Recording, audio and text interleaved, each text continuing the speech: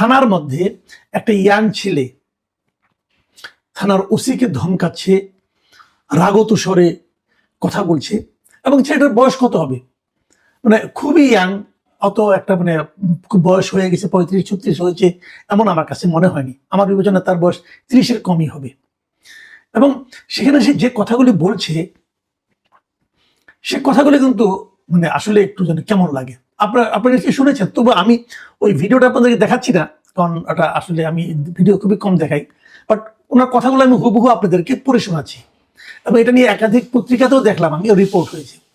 উনি এই ঘটনাটা ঘটেছে পরে জানতে পেরেছি আমরা, এই যে হবিগঞ্জের শায়েস্তাগঞ্জ থানায়, সেখানে শুক্রবার দিন এই ঘটনা হয়েছে। এবং শুক্রবার দিন শায়েস্তাগঞ্জ থানার ভেতরে ওসির সঙ্গে যিনি তর্কাতর্কি করছিলেন যে ছেলেটা, এই ভদ্রলোকের নাম হলো মাহাদি হাসান, এবং উনি নিজেকে পরিচয় করে দিয়েছেন যে উনি বৈষম্য বিরোধী ছাত্র আন্দোলনের নেতা। এবং এই নেতার পরিচয় দিয়ে উনি বেশ গর্বের সঙ্গে বুক ফুলিয়ে ওনার অতীতে করা কিছু কর্মকাণ্ডের বিবরণ দিচ্ছিলেন। উনি বলছিলেন, শুনুন, ওনার একজন লোককে থানায় নাকি পুলিশ গ্রেপ্তার আটক করেছিল, এই জন্য তাকে ছাড়ানোর জন্য এসে উনি এই কথাগুলি বলেছেন। উনি কি বলেছেন সেরকম আগে আপনাদেরকে পড়ে শোনাই। উনি বলেছেন, আমরা আন্দোলন করে গভর্নমেন্টকে রিফর্ম করেছি, সেই জায়গায় প্রশাসন আমাদের লোক।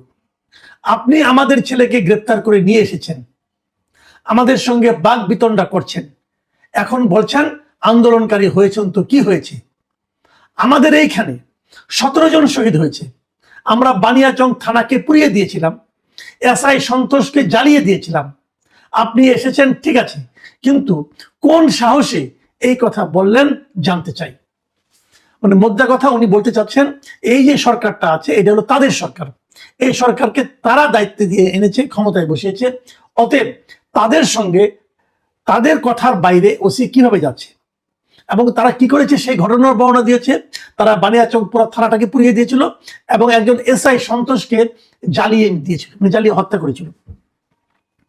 পরে আমি দেখলাম বিভিন্ন সোশ্যাল মিডিয়ায় দেখলাম যে এসআই সন্তোষের পরিবারের লোকেরা তার ছবিটা বুকে নিয়ে কিভাবে বিচার দাবি করছে, কিন্তু কোনো বিচার হয়নি, কোনো বিচার হবে এরকম আপাতত মনে হচ্ছে না।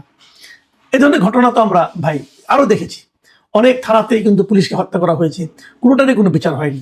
কিছু কিছু হত্যা হয়তো প্রয়োজনীয় ছিল অথবা ছিল না, কিন্তু বিচার কেন হবে না? আমার প্রশ্ন এটাই। আন্দোলনের স্বার্থে অনেক সময় হতে পারে, এবার আন্দোলন হচ্ছে, দুই পক্ষে মুখোমুখি হয়েছে, এই পক্ষতে গুলি করেছে, ওই পক্ষে যে পক্ষ জিতেছে তারাই তো মূলত মানে রাজ করবে, সেটা নিয়ে আমার কোনো আপত্তি নেই। যেমন ধরুন আমি একটা উদাহরণ দিয়ে বলি আপনাকে, মুক্তিযুদ্ধের সময় মুক্তিযোদ্ধাদের হাতে পাক বাহিনীর লোকজন মারা গেছে, রাজাকারও 2 জন মারা গেছে, বদর বাহিনীও 2 জন মারা গেছে, মারা যায়নি, গিয়েছে। এখন সেই পাক বাহিনীর হত্যার অপরাধে অথবা বদর অথবা রাজাকার বাহিনীকে হত্যার অপরাধে কোনো মুক্তিযোদ্ধাকে বিচার হবে না? সেটা হবে না। কেন হবে না? দ্যাট ওয়াজ এ ওয়ার, সেটা একটা যুদ্ধ ছিল, দেশকে মুক্ত করার একটা যুদ্ধ ছিল।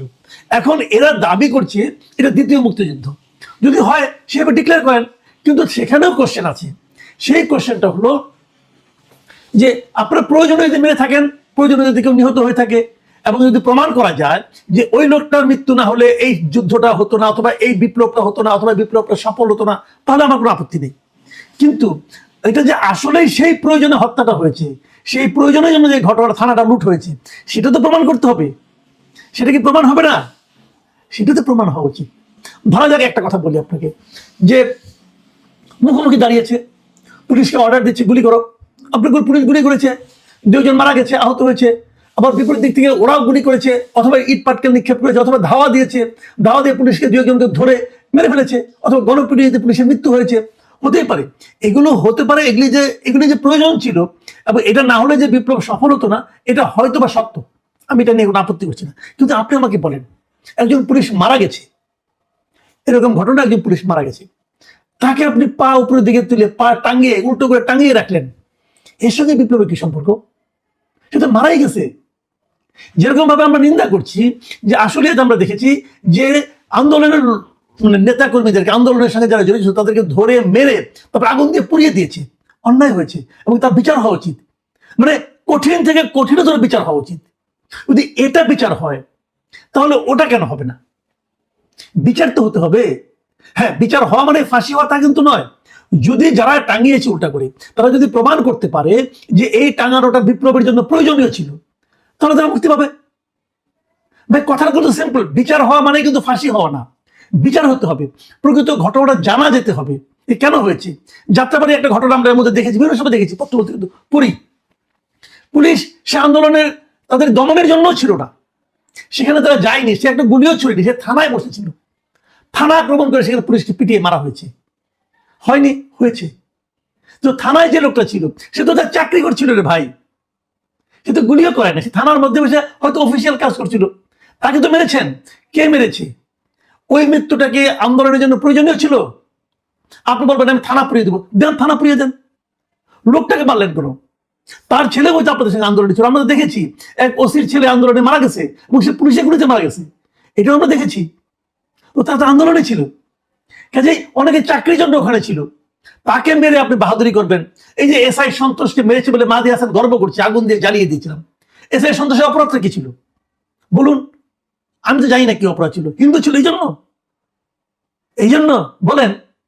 তো এখন এটা তো ঠিক না, এবং আমি বিস্মিত হয়েছি যে ওখানে যিনি পুলিশ অফিসার ছিলেন, যে ওসি ছিলেন, ওনার সামনে এই কথাগুলি বললো একটা ছেলেকে ছাড়িয়ে নেওয়ার জন্য, যে ছেলেটার নাম নয়ন, তাকে ছাড়িয়ে নেওয়ার জন্য যখন এইভাবে কথাগুলি বললো, ওসি কিন্তু এই মেহেদী হাসানের ধমকে কেঁপেছিল।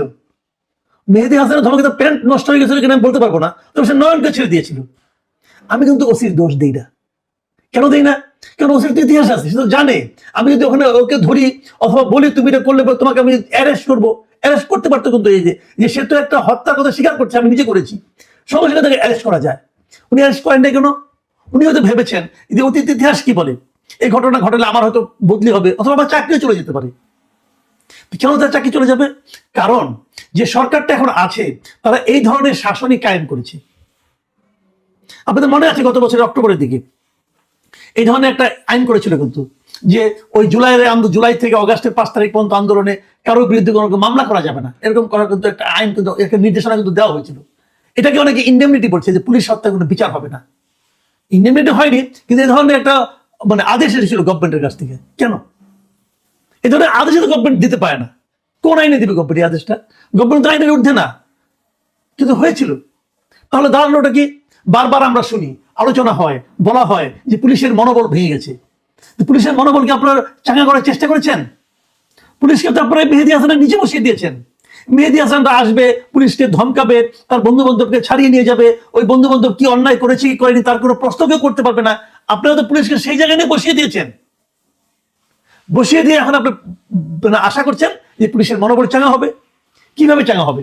ভাবুন, একটা পুলিশ কর্মকর্তা, এখন যিনি পুলিশ কর্মকর্তা হিসেবে আছেন, তার সহকর্মীকে আগুন দিয়ে জ্বালিয়ে পুড়িয়ে দেওয়া হয়েছে, কিন্তু তার কোনো বিচার হবে না। যদি বিচার না হয়, এই যে ভদ্রলোক এখন আছেন, তিনি কি আর তার যে দায়িত্ব, সেই দায়িত্ব পালনে আগ্রহী হবেন? উনি ভাববেন কোনদিন আমাকেও পুরাই দিবে, কোনো বিচার তো হবে না। আর যে পুরাবে সে যদি জানে তার কোনো বিচার হবে না, তাহলে সে আরো পুরাবে।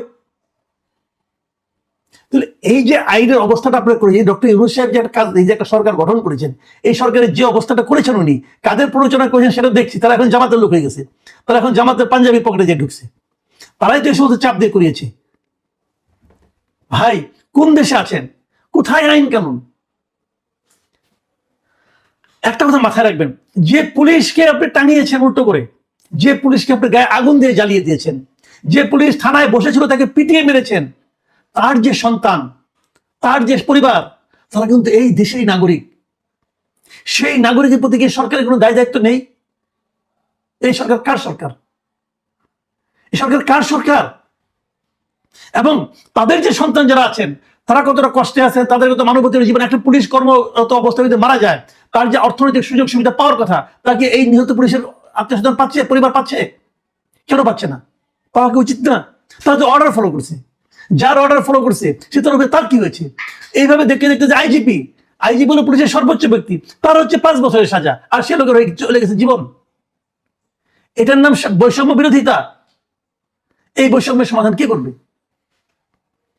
আমি তো মনে করি যে একটা প্রজন্মকে যখন আপনারা এরকম বৈষম্যের মধ্যে ঠেলে দিবেন, এই পুলিশ কর্মকর্তা ছেলেমেয়েরা তারা কি এই সরকারের প্রতি, এই ঘটনার প্রতি এক ধরনের ঘৃণা, এক ধরনের ক্রোধ নিয়ে বড় হতে থাকবে না?